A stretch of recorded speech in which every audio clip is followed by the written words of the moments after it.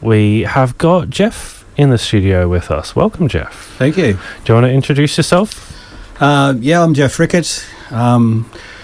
What am I? A trade unionist, a socialist, a former archivist and librarian, a bushwalker, and a labour historian and radical historian. And a Workers' Power regular. If you've been listening for a while, you definitely would have heard Jeff here a few times before, but it is great to have you back again. Now, we're going to be talking about the Medibank general strike of 1976, which is a fascinating topic. But you also shared a little bit of 4ZZZ history with us the other day, which I would be very interested to talk about. Do you want to tell us what you found? Yeah, I was fascinated to discover, reading the minutes of meetings of the Trades and Labour Council, the Queensland Trades and Labour Council in 1976, only a few months after ZZZ went to air in December 1975. 4ZZZ's original transmitter was quite weak. At the time they started broadcasting, they didn't have enough funds to buy a more powerful one. So in the early months of 1976, they were trying to raise money to buy a more powerful transmitter, which they would locate up at Mount Cootha. And in the minutes of the Trades and Labour Council, I came across a letter that ZZZ had written to the Trades and Labour Council asking for trade union financial support for this project. And the letter explains that the station was an ally of the labour movement. It pointed out that it was one of the few media allies that the labour movement in Queensland actually had at the time, and asked for support. And what was most impressive about this discovery in the minutes was that the Trades and Labour Council meeting discussed the matter and endorsed the request and sent out a message to all the affiliate unions of the Trades and Labour Council asking them to donate, if they could, to this cause to buy a new transmitter for 4ZZZ. So it shows that right from the beginning of this station's history, there was an important relationship between the station and the workers' movement in this city. Yeah, and it's very cool to be one of the shows continuing that tradition after 51 years now. I've actually got the minutes you sent up here, so we can let's read it out. Yeah, here we are. So from radio station 4ZZZ, this station went on air in Brisbane on December 8th, 1975, and advises that in approximately 6 weeks' time, the station will shift its transmission site to Mount Cootha when it will increase its power to 10 kilowatts.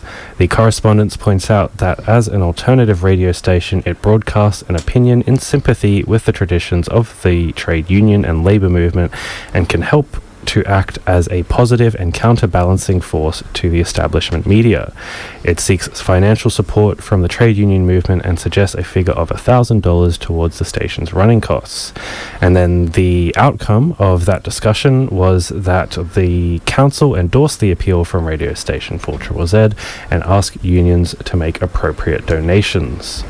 So that's a really nice little example of early solidarity between 4ZZZ and the union movement. Yeah, very nice little tidbit of history there. Now let's get into the juicy story we've got for you. Do you want to tell us what you're here to talk to us about, Jeff? So the topic today is 1976 national general strike in defence of Medibank. So just to set the scene, so in the middle of 1976, the Conservative Fraser government was in power federally. It had been there since the coup against the Whitlam government in November 1975. People would probably know that story. The Whitlam government was overthrown in a constitutional coup. The Fraser government came to power. So by mid-1976, really, the Labor Party at federal level was still reeling from the shock of what had happened. So Fraser was in power.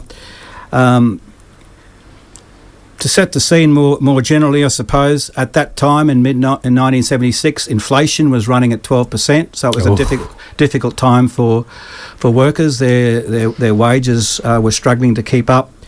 4ZZZ, as we were just saying, by mid-1976 had been around for less than 12 months. The punk scene was just the first stirrings of punk, so this strike occurred in July. The famous Brisbane band, The Saints, released its first single, I'm Stranded, only a few months later. So the first stirrings of the punk scene. And trade unionism at that point was still very, very strong. So in 1976, 56% of all employees in Australia were members of a union. Oh, blimey. And that amounts to about 1.74 million Australian workers who were trade unionists. And in many industries, particularly key heavy industries, membership was close to 100%. And many of the unions were militant and had left-wing leaderships at that time. So that's the kind of general context of this struggle around Medibank. So what was Medibank? So Medibank was the predecessor of what we know today as Medicare. So it was a universal healthcare scheme introduced by the Whitlam government, and it went into operation only a month or so before the Whitlam government was overthrown. So it's very new at this point. It was still very new. So right at the tail end of the Whitlam government, it came into force. Prior to that, the Australian healthcare system was in a sense similar to the American healthcare system. So if you went to a GP, you had to pay a full fee to the doctor. Generally, if you went to hospital, a public hospital, there was a bill attached to that, except, interestingly enough, in Queensland, where the Labor government in the 1940s had introduced free public hospitals. But everywhere else in Australia at that point, if you ended up in hospital, even a public hospital, there was a bill attached to that. And so the whole healthcare sector was basically dominated by private health insurance companies and the Doctors Association.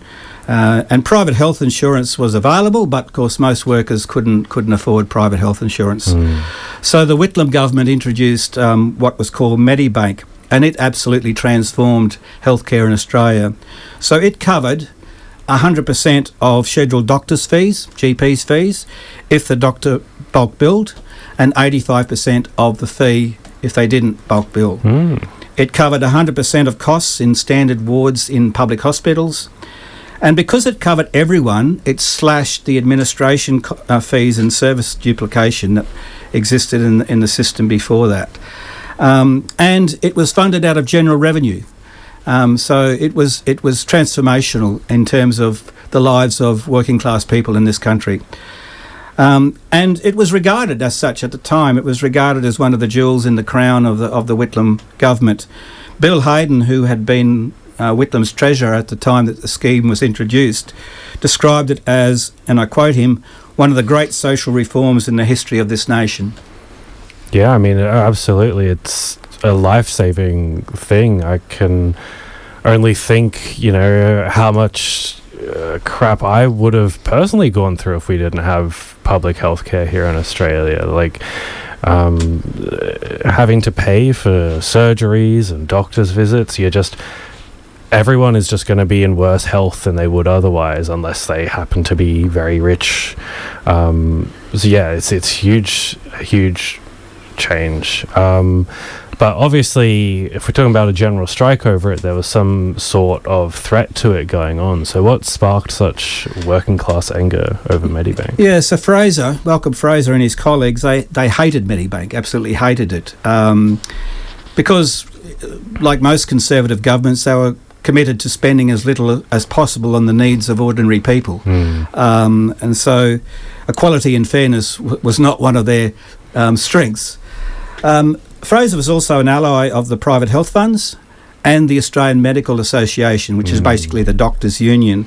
both of which had fought. They'd fought. Both those organisations had fought tooth and nail against the introduction of Medicare, because as they knew only too well in 1975, as it was passing through Parliament, that Medibank eroded their power and obviously their profits.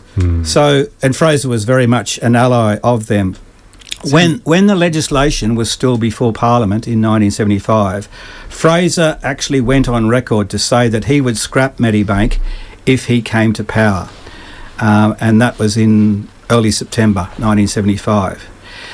Now, once Whitlam was sacked in November and there was a general election held, Fraser, in the campaigning for the general election, promised to maintain Medibank. It was a lie. Yeah. It was a lie.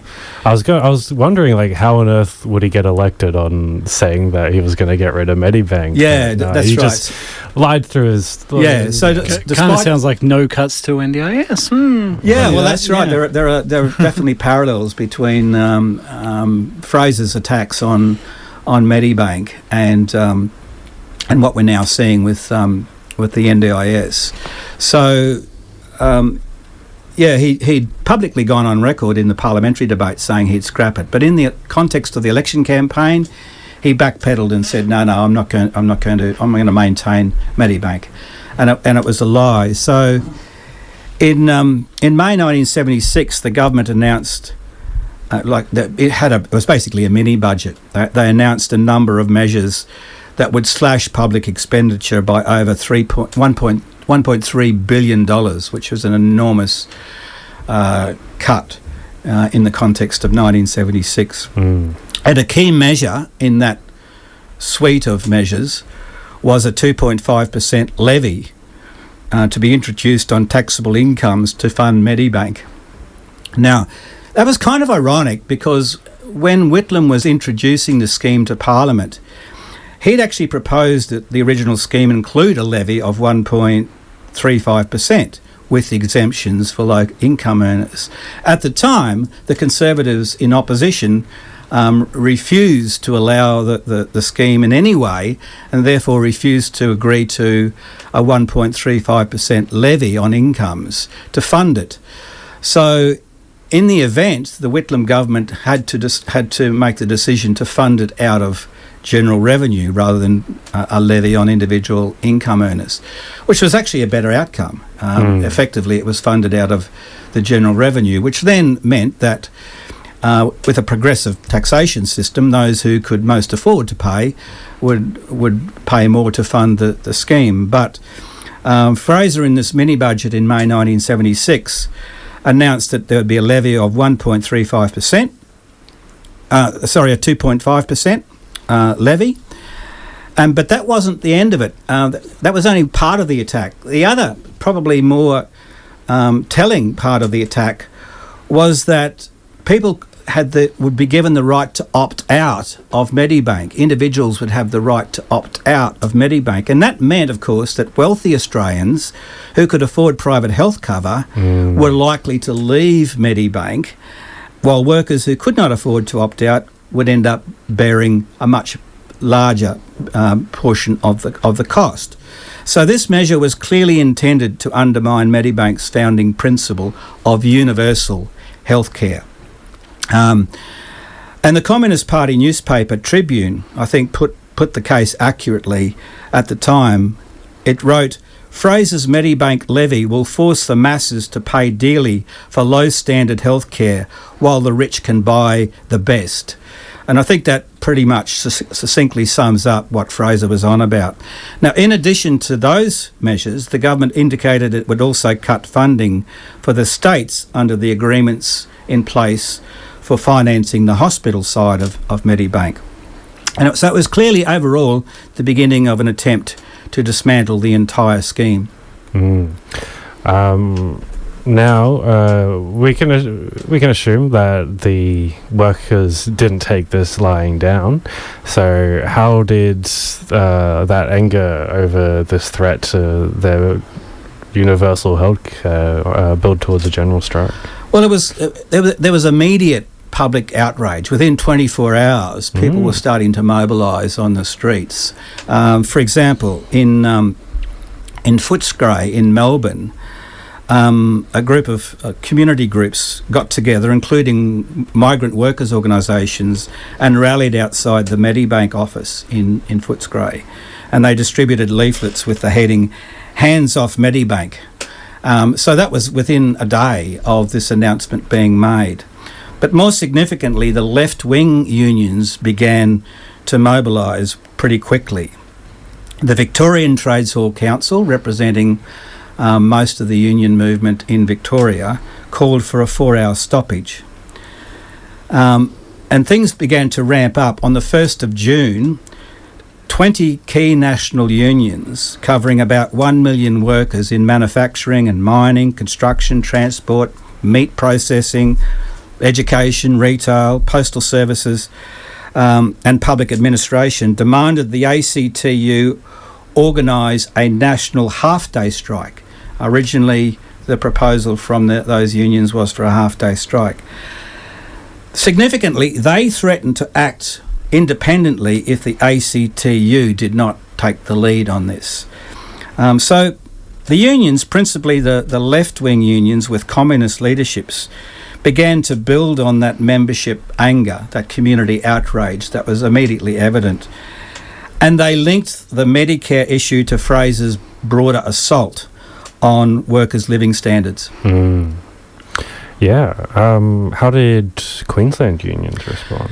Interesting. The Queensland situation was quite interesting because up here, the first stirring of the Queensland unions came not from the left-wing unions, but from traditionally more conservative unionists who basically feared that their jobs were under threat. There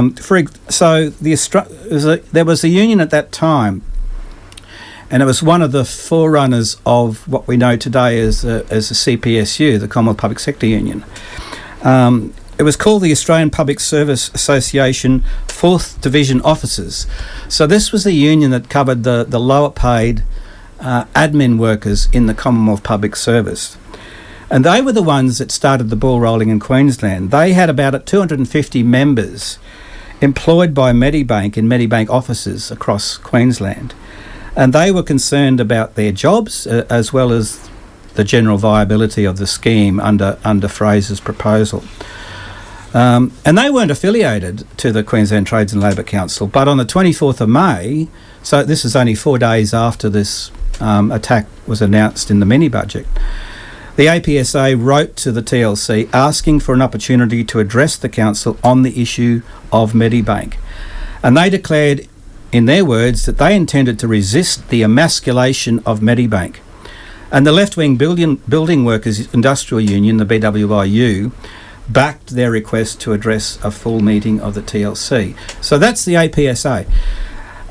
As far as I can determine from the records, the first official call for a general strike in Queensland came from the state branch of what was a union called the Hospital Employees Association. Oh, Queensland, makes sense. Yeah, the Queensland branch of the Hospital Employees Association.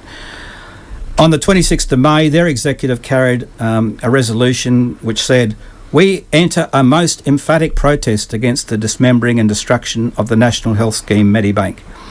The union calls for a national 24-hour stoppage as a protest against the abolition of Medibank, and that during that stoppage mass rallies be held to commence a campaign of national action."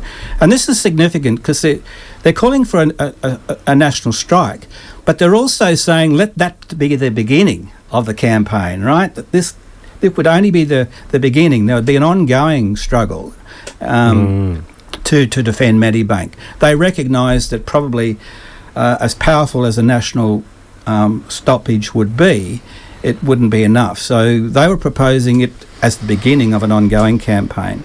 And that resolution was circulated at the Trades and Labour Council and won widespread support. And so the TLC executive responded favourably to both these healthcare, or not healthcare union. One was a healthcare union, the other was a public service union. They responded favourably. And so on the 28th of May, the TLC formally called on the ACTU, the national union body, to organise a national campaign, and that this campaign should include a national 24-hour stoppage, during which mass public rallies should be held. So momentum was building in Queensland, the same as everywhere else. But interestingly, it began with a public service union and a hospital workers union. Yeah. There's obviously a lot of momentum building towards a general strike here, but was there any opposition within the union movement to this action that these other unions are taking? Yeah, there's the usual suspects that most of the listeners would probably be familiar with, knowing if you know anything about the trade union movement. There was the shoppies, the SDA. Yeah, they were vehemently opposed. The Federated Clerks Union, which was under right-wing leadership at the time, it was opposed, and the Australian Workers Union, the AWU, was opposed. The AWU's federal president and Queensland State Secretary at the time, a guy called Edgar Williams, he told the press that, and I quote, "Even if the ACTU calls for a strike, I still don't agree with it. If they want to do something about it, why don't they go out and campaign for return of the Labor government?" So that was the AWU's position. But even more significant than that opposition, the leadership of the ACTU, especially the right-wing ACTU President Bob Hawke, did not want an industrial campaign. And from the earliest stages, he set about preventing it from happening. On the 6th of June, he declared that the time had not come for strike action, and he warned unions against taking action without authorisation by the ACTU. So throughout June, Hawke consistently sought to use bureaucratic measures to frustrate the push for a general strike. He delayed by insisting on holding talks with the government, and when they proved fruitless, he delayed by referring the decision-making to a special union conference. There's sort of a range of what we can call bureaucratic measures to try and take the heat out of it, to try and delay things, to try and undermine the momentum towards a general strike. Yeah, it's an interesting example of how these union leadership structures are used by the institutional power to frustrate and disrupt the union movement when it gets a bit too uppity. Well, it's in the case of Hawke, we have to remember that only less than 12 months earlier, after the Whitlam dismissal, Hawke had, again as the leader of the ACTU, had played a significant role in damping down working class outrage over that dismissal and undermining the strike movement that grew up around the dismissal. So he had form already, and he was doing a similar thing over Medibank in June 1976. Right, but in this instance, he didn't manage to quite stop it from happening. So how was that overcome by the unions? Well, basically by the unions acting independently, by taking independent action and just piling on the pressure. So there's a range of things, and I'll kind of step through a few of them that built up to the general strike. So on the 3rd of June, the maritime unions, the waterside workers and the seafarers and the storemen and packers, who had a significant presence on the waterfront as well, they struck around the country for 24 hours in protest over the attack on Medibank. And in Brisbane, hundreds of them marched to a rally in King George Square, where Bill Hayden, who had been the treasurer in the Whitlam government at the time Medibank was introduced, he spoke at the rally, and he talked about Fraser's vandalism of Medibank. And then on the 7th of June, around 40,000 unionists from 28 unions on the New South Wales south coast, so centred on the Wollongong area, stopped work, and they closed down most industry and businesses in the Wollongong area over Medibank. So we've already got a bit of a general strike going on. Yeah, so a general strike, but a local general strike. And that strike included 15,000 members of the Federated Ironworkers Union who shut down the massive Port Kembla Ironworks, which is the centre, or was the centre of industry in that area. And thousands of strikers rallied at the showgrounds on that day and demanded the ACTU call a national 24-hour stoppage. So pressure is growing. But there's a lovely little story associated with that South Coast strike that your listeners might enjoy. After that strike, unionists at one of the Woolworths shops in Wollongong, who had participated in the strike, refused for 2 days afterwards to work with 10 employees who had scabbed. And all shop assistants in the entire district stopped for 2 hours in solidarity with them. And they voted to donate $1 each to their fellow members at this particular Woolies who were holding out. And the shop in question had to stay closed for 3 days while a settlement was negotiated. And in the end, the 10 workers who had broken the strike agreed to donate their wages from the strike day to a charity. Oh, good on It was a fantastic little side story to that stoppage. It's kind of wholesome. Yes, absolutely right. Meanwhile, Queensland coal miners added to the pressure when they also demanded a national stoppage, and they threatened that if the ACTU did not agree to call one, the combined mining unions would go it alone with rolling strikes and bans on loading export coal around Australia. So then things really started to heat up. Under pressure from union delegates and activists, Victorian unions decided to hold their own 4-hour statewide stoppage, and that was held on the 16th of June.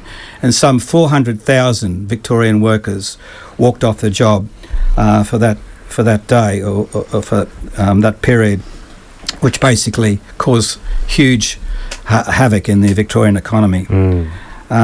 And so that was a huge day. 6,000 striking workers rallied at Melbourne's Festival Hall during that day of action.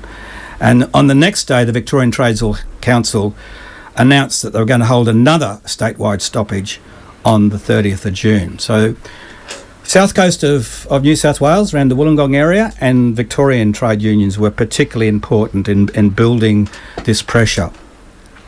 The ACTU and Hawke continued to hold out, but they, like on the 22nd of June, for example, they voted 12-5 at an executive meeting to reject the demand for a national strike.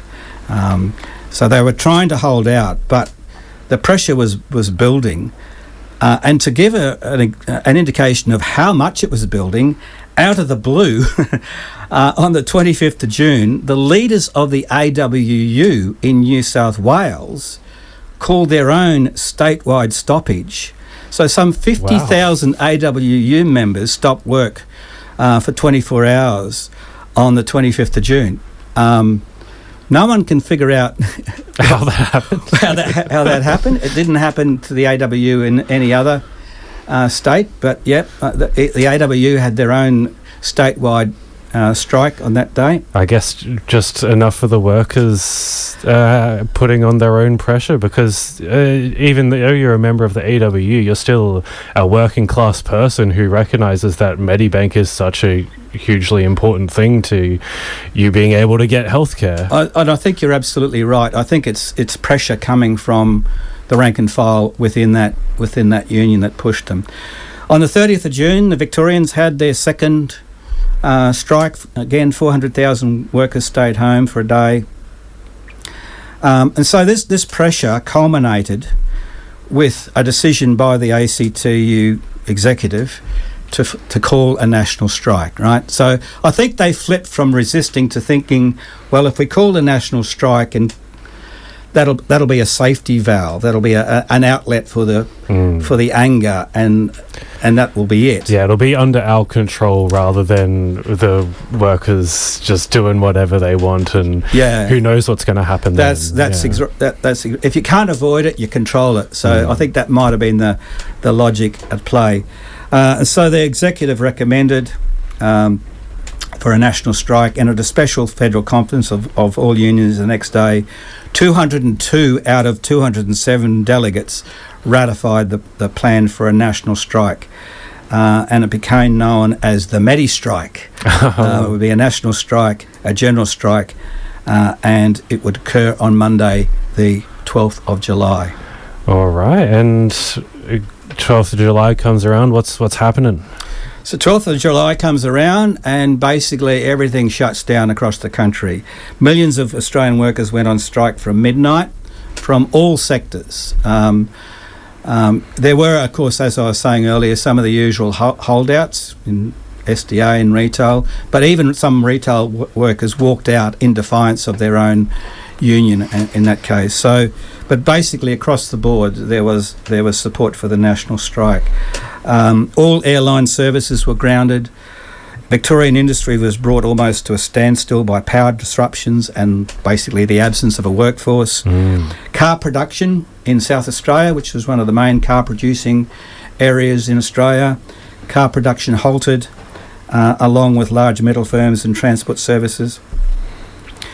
The Communist Party made the point that the strikes were most effective. They had the best level of support in Victoria and on the south coast of New South Wales, the Wollongong area of New South Wales, where a strong campaign of industrial action had already been developed. So it goes to show that where there'd been that build-up, that's where workers were prepared to support the national strike. But it was quite well supported across the country. In Queensland, 250,000 workers or thereabouts, 250,000 workers struck on that day. And the BWIU's State Secretary Hugh Hamilton, he spoke about the breadth of rank and file support for the stoppage in Queensland.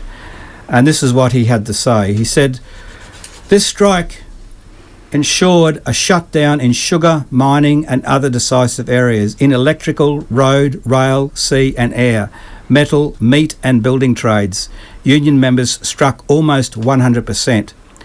And then he went on to say, many thousands of workers, especially those in the production process, learned for the first time the great strength and power of the working class. For when they don't turn out, nothing turns." And as if to underline his point, towards the end of the strike on that day, large parts of Brisbane and southeast Queensland lost power from disruptions to electricity generation and supply. It's estimated by the Australian newspaper that $200 million were lost in lost production, and $150 million in wages were lost. What they didn't say, of course, is that the difference between those figures is $50 million, which is the profit. That's the value of what workers would have produced and not been paid in any case. Yeah. So this was a strike that hit capital in this country where it hurt them most. Yeah, that's a pretty big impact. $50 million, did you say? In profit, it was lost, according to the Australian, a most reliable source. Yeah. So what happened afterwards? Well, this is where the story gets a bit deflating and a bit strange. Afterwards, not much happened at all, right? During the strike day itself, as I indicated earlier, a lot of the left-wing unions were, and even the more conservative unions, such as the healthcare unions and the public service unions, were pushing for rallies. In none of the cities were there rallies, and the ACTU policy was quite deliberate. You don't call the rallies on the day because that gives workers a sense of their power when they all come together. Right. They didn't want to stoke the anger, so they recommended there be no rallies, and most of the trades and labour councils around the country went along with that. So it was a strange kind of day in a sense. Everything just stopped, staying home. But everyone just stayed home. But it was indicative of what was to come afterwards, because actually after that day nothing much happened. Hughie Hamilton, the BWIU secretary in Queensland, he was a left-wing union leader. He argued to keep the pressure up, keep the campaign going, and On the 19th of July, he wrote to the TLC on behalf of the Building Trades Group, and he basically called for an ongoing campaign of industrial struggles, mass rallies and so on. But it didn't happen. It didn't happen here in Queensland. It didn't happen anywhere. So in a sense, for many union leaders, including, I've got to say, the left-wing union leaders, the strike on the 12th of July, they saw it as the culmination rather than the beginning of a campaign, and they allowed the momentum to lapse. And Hawke and the Conservatives and the ACTU executive were able to regain control of what was going on. So their plan to use it as a relief valve, it absolutely worked, unfortunately. Yeah, it basically seems to happen. Basically nothing in terms of that campaign. There was a few minor things, but really that it was a massive success in terms of that day of action, but it wasn't a springboard to anything else. What was the impact of the strike? Did they get anything out of it? Well, it's a bit hard to say. I think one thing we can say is that Fraser never took his attack any further. It seems he was not prepared to provoke any more large industrial explosions by dismantling Medicare completely. So we can probably confidently say that. So Medibank limped along damaged but alive, and was resurrected when Hawke came to power with the Labor government election victory in 1983. And so Hawke needed the support of the unions for his own neoliberal agenda when he became Prime Minister. And so one of the things that he knew he had to do was to restore Medibank, what they then call Medicare, which is what we still have today. Basically, to win union support to push through the Accord and the neoliberal measures that he was keen to pursue, he needed the unions to do that. And I think Medibank / Medicare was one of the things that he knew he had to deliver on if he was to get his other agenda up and running. So his earlier kneecapping of the general strike then went on to help him in his election campaign. Yeah, that's right. That's pretty grubby. I think we can probably say that if indeed that general strike had been the beginning of a serious industrial campaign, not only to defend Medibank, but also defend workers against the more general attacks on their living standards that Fraser was unrolling. And even if it had been extended into a campaign to bring down the Fraser government itself, it may well have been successful, but we'll never know that because it didn't happen. But nevertheless, I think we can say that that strike, it was the first and to this date only general national strike in Australian history. And it is one of very few general strikes in this country that have ever been held over a government program. In other words, a political strike. Yeah, because political strikes, they're now banned, or they were banned in the Accords, or well, they were. That's an interesting other story in a sense. There were always prohibitions on what was called secondary actions and so on. And they were certainly ramped up in the Accord period by agreement, unfortunately, but then later under John Howard by legislation. So that strike remains to this day the only national general strike, and one of very few, certainly the only political strike that's occurred in this modern period. But I think as I say, despite the way it ended, it left its mark. And I think the fact that Medicare did survive is we can mark down to that working class anger that culminated in that strike. So I think we can say every time you go to a GP today and you get bulk billed, every time you go to a hospital and get hospital coverage without having to pay a fee, you can thank the workers of Australia and the trade unions of Australia who stood up in 1976 to stop the complete dismantling of that system. Because if Fraser had got away with what he intended, we probably wouldn't have that scheme in its current form. Absolutely. And there's also very much a cautionary tale here of what union leadership can do when they're working against the union movement. Like, we still have those levies on Medicare today, don't we? Correct. That Fraser introduced, and that still has its effect of the wealthier people just go on to private healthcare and they don't have to contribute to the funding of Medicare anymore, and that's one of the lasting effects of the kneecapping of this strike as well. And interesting that there were unionists who argued against that, because one of the things that Hawke agreed to in the end was a levy, if it was only a bit lower than what Fraser had proposed. But there were people in the trade union movement at the time who argued against that and said this needs to be funded out of general revenue. The New South Wales Teachers Federation were particularly strong on that point. They said, no, this has to be funded generally, not via a levy. We are pretty quickly running out of time, but what would you say any lessons to be learned from this story are? Well, I think it does show that industrial action on that scale is possible, right? Of course, you had a huge number of trade unionists, and particularly trade unionists in key industries. But I think the overall lesson, if you look at the lead up to it and the aftermath of it, I think the lesson is there that unions do need to organise independently. If they want something to happen, they need to organise independently, because the pressure that was brought to bear on the ACTU happened because unions at the time were prepared to organise independently. The flip side of that is that they didn't continue to organise independently and push on after the 12th of July.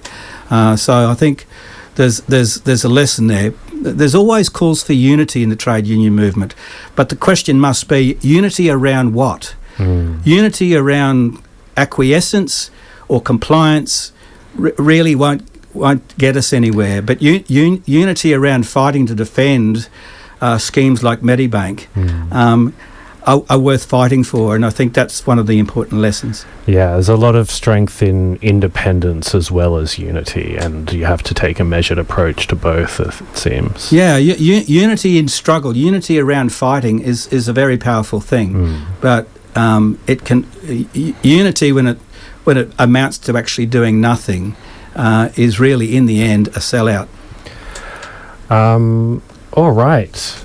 We're at the end of our show now. Thank you so much, Jeff, for coming on. It's been a fascinating discussion.